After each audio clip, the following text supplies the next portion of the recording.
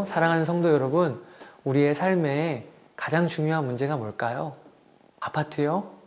또 자동차요? 혹은 자녀 교육이나 건강이요? 아닙니다. 가장 중요한 문제는요, 하나님의 철저한 심판에서 피할 길을 찾았는가예요. 예수 그리스도 그분을 의지하고 있는가입니다. 이제 요한계시록 20장 살펴보겠습니다.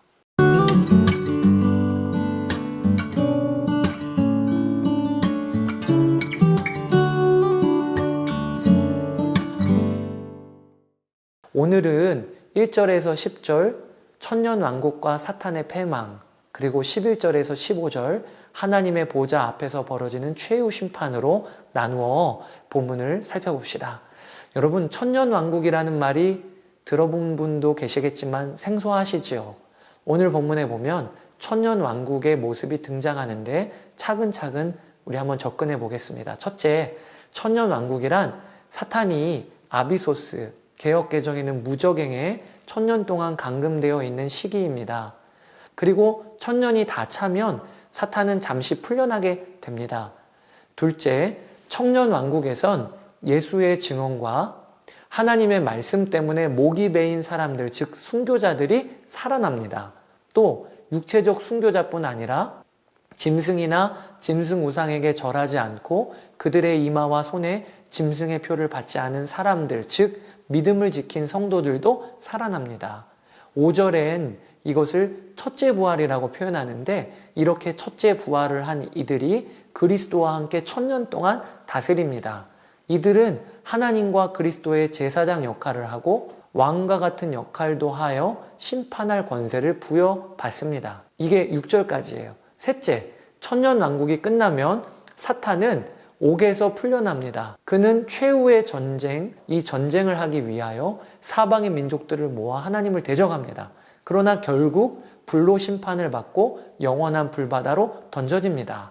이상이 성경에 기록된 천년왕국의 모습인데, 간단히 말하면 교회와 성도가 예수 그리스도와 함께 천년 동안 왕노릇하는 기간이 있다는 것입니다. 이제 이 천년왕국에 대하여 논쟁이 되는 두 가지 주제를 여러분께 나누겠습니다. 먼저는 천년왕국이 언제 일어나는가 하는 것이에요. 그리고 둘째는 어디서 일어나는가 하는 점입니다. 이 두 가지 중요한 문제에 따라 이 천년왕국은 세 가지 해석으로 구분이 됩니다. 지금부터 제가 설명드리는 건 그런 게 있나 보다 하고 넘기시면 돼요. 첫 번째는 전천년설, 그리고 두 번째는 후천년설, 세 번째는 무천년설입니다. 전천년설은요, 천년왕국은 예수님의 재림 이후에 벌어지는 지상낙원이라고 해석하는 경우예요. 전천년설에서는 요한계시록 19장이 예수님의 재림을 의미한다고 해석합니다. 두 번째는 후천년설입니다. 후천년설은요, 예수님의 재림 전에 지상에서 일어나는 기독교 대부흥의 시기가 천년왕국이라고 해석하는 경우입니다. 후천년설은 예수님이 오시기 전에 세계복음화가 되어서 지상의 사람들 대다수가 구원을 받을 것이라고 보아요. 그래서 하박국 2장 14절에 물이 바다 덮음같이 여호와의 영광을 인정하는 것이 세상에 가득함이니라 라는 말씀이 성취되는 것이죠. 마지막으로 무천년설이 있습니다. 이 무천년설은 천년왕국은 이 땅에는 없다는 입장입니다. 천년왕국은 하나의 상징으로 예수님의 초림부터 재림까지의 기간을 천년왕국이라고 보는 겁니다. 그러면 천년왕국은 어디에서 이루어지는가? 바로 지금 예수님이 계신 하나님의 나라에서 천년왕국이 진행되고 있다고 봅니다. 믿음으로 살다가 죽은 성도들은 지금 예수 그리스도와 함께 하늘에서 왕노릇을 하고 있다는 것입니다. 이상이 천년왕국에 대한 세 가지 해석이에요. 물론 아주 개략적으로 다루었는데요. 다수의 복음주의적인 교회는 세 번째인 무천년설에 무게중심을 둡니다. 무천년설적인 입장으로 요한계시록 20장 1절에서 10절을 재구성하면 다음과 같아요. 2000여 년 전에 예수님의 초림으로 인해 사탄은 결정적인 패배를 당했습니다. 십자가에서 예수님은 사탄의 권세를 꺾으셨습니다. 이것을 오늘 1절에서 3절 본문에서 사탄이 결박당하고 아비소스에 감금됐다고 표현하는 것입니다. 1000년 동안 사탄은 활동이 제한됩니다.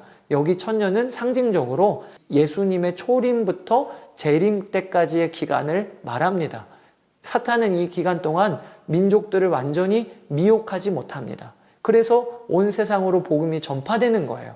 그러나 사탄이 아주 영향력을 끼치지 못하는 게 아니고요. 이미 우리가 살펴보았듯 사탄은 자신의 대리자들을 세웁니다. 그게 바로 짐승과 거짓 선지자죠. 천년의 기간 동안 하늘에서는 예수님을 믿는 자들의 첫째 부활이 있습니다. 이 말은 쉽게 말하면 예수 믿다가 죽으면 그 영혼이 천국 간다는 이야기죠. 그들은 천국에서 예수님과 함께 통치하고 있습니다.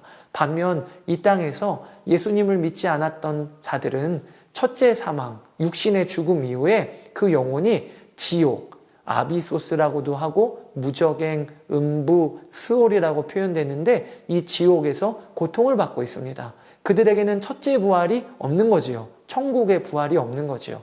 천년의 기간이 다 차면 이게 예수님 재림 바로 전인데 사탄은 아비소스에서 잠시 풀려납니다. 이때 그는 온 세상에서 자신의 추종 세력들을 모읍니다. 그러니까 끝날이 되면 사탄의 활동이 강해지는 거예요. 하나님을 대적하기 위해 총 전력을 모으는 거지요. 그의 활동은 어느 정도 효과를 거두는 것 같습니다. 하나님과 그의 백성을 대적하기 위해 모인 사탄의 추종자들은 바다의 모래와 같다고 표현할 정도니까 말입니다. 8절에 보면 사탄이 곡과 마곡을 미혹하려고 나아갔다는 표현이 있는데 여기 곡과 마곡이라는 표현은 어떤 특정한 지역을 의미하는 것이 아니라 사탄의 유혹에 넘어가 하나님을 대적하여 일어나는 모든 사람을 뜻한다고 볼 수가 있어요. 그러나 이 사탄의 시도는 곧바로 저지당해요. 그가 풀려난 이유가 세상에 조금 힘 좀 써볼까가 아니라 최후 심판 때문이라는 사실을 몰랐을 거예요. 하나님의 불이 하늘에서 내려와 그들을 한 번에 삼켜버립니다. 그리고 사탄은 마침내 영원히 타는 불과 유황의 바다, 불바다로 던져집니다. 사탄이 들어간 불바다는 요한계시록 19장에서 우리가 보았듯 짐승과 거짓 예언자들이 던져졌던 그곳이에요. 이렇게 악의 짝퉁 삼위일체는 불바다로 다 던져져 결말이 나는 겁니다. 이제 악의 짝퉁 삼위일체는 완전한 멸망을 받았습니다. 그러나 여러분, 심판이 여기서 끝나지 않아요. 참 무섭지요. 하나님의 공의가 얼마나 철저한 건지 우리가 알아야 하겠습니다. 이제 최후의 심판이 남았어요. 요한은 크고 흰 보좌와 거기에 앉으신 분을 봅니다. 이분은 누구실까요? 심판자 되시는 하나님이십니다. 그분은 예수 그리스도를 통하여 심판하십니다. 그분은 크고 흰 보좌에 앉으셔서 사람들을 심판하십니다. 그래서 오늘 장면을 일명 백보자 심판이라고 얘기해요. 그렇게 널리 알려져 있어요. 흰 보좌에서 심판하시니까요. 심판의 내용을 살펴봅시다. 요한은 죽은 사람들이 큰 자나 작은 자나 할 것 없이 이는 모든 사람이라는 문학적 표현입니다. 보좌 앞에 서 있는 것을 봅니다. 그리고 책들이 펴져 있는 것을 보는데 이는 죽은 자들의 행위가 기록되어 있는 책이라고 추측할 수 있겠습니다. 즉 죽은 사람들의 인생 레코드인 거지요. 그리고 또 하나의 책이 펼쳐져 있는데 그것은 생명의 책이라고 합니다. 죽은 사람들은 책에 기록되어 있는 자기들의 행위대로 심판을 받습니다. 즉 예수 그리스도를 쫓았는지 짐승과 그 우상을 쫓았는지 심판대 앞에서 최후 심판을 받는다는 것입니다. 짐승과 그 우상을 쫓은 자들, 그에게 절하고 그 표를 받은 자들 이제 불바다에 던져집니다. 성경은 이것을 둘째 사망이라고 표현합니다. 완전한 멸망인 거예요. 반대로 생명책에 기록되어 있는 자들, 즉 예수 그리스도를 왕으로 영접하고 쫓은 자들은 다음 장에 등장하는 새 하늘과 새 땅으로 들어갑니다. 이제 바벨론 세상은 멸망하였고 짐승과 거짓 예언자 그리고 용, 불바다에 다 던져졌습니다. 또 그들을 쫓던 사람들도 완전한 심판을 받아서 불바다로 들어갔습니다. 성경은 이에 더하여 사망과 지옥마저도 불바다로 던져졌다고 기록합니다.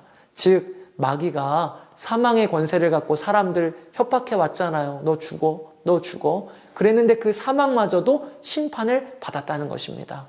이제 사망이 사라졌습니다. 여러분, 오늘 흰보자 심판 읽으시면서 어떤 느낌이 드십니까? 소설 같다 이러십니까? 저는 진짜 두려운 마음이 듭니다. 예수 그리스도를 믿는다는 것이 얼마나 다행인가 이런 생각이 들고 또한 이런 무서운 심판, 철저한 심판이 기다리고 있다는 사실이 두렵기도 합니다. 그것은 다른 두려움이 아니라 생명의 복음을 전하지 않고 살면 안 되겠다는 두려움입니다. 옛 어르신들이 지옥이 얼마나 무서운 곳인데 그것을 알면서 복음을 안전할 수 있겠습니까? 이렇게 말하면 저는 콧방귀 뀌었어요. 아니, 본인들이 지옥을 경험해보지도 않았으면서 저렇게 두려움을 조장한다고 복음 전하는 게 효과가 있나? 이런 생각이 들었어요. 그런데 요한계시록을 읽으면서 생각이 바뀌어요. 정말 지옥은 두렵습니다. 아니, 정확히 말하면 하나님의 심판은 너무 정확해서 온몸이 떨리도록 두려운 일입니다. 철저한 심판이에요.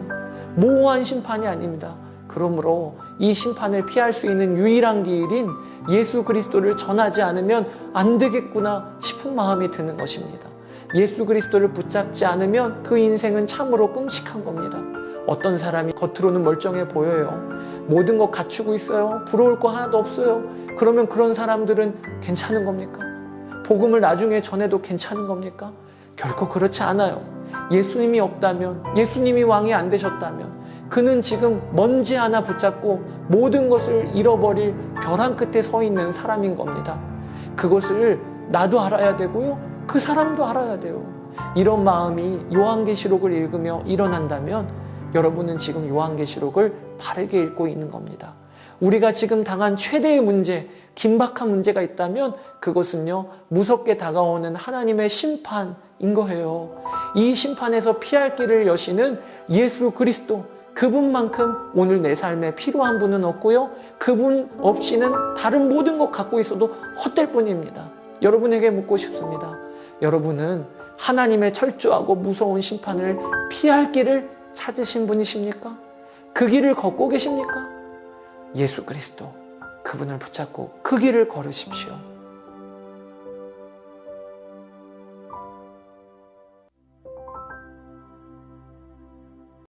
여러분, 하나님의 눈에는 성도 그리고 교회 얼마나 아름답게 보이는지 아십니까? 요한계시록 21장 한번 살펴보도록 하겠습니다.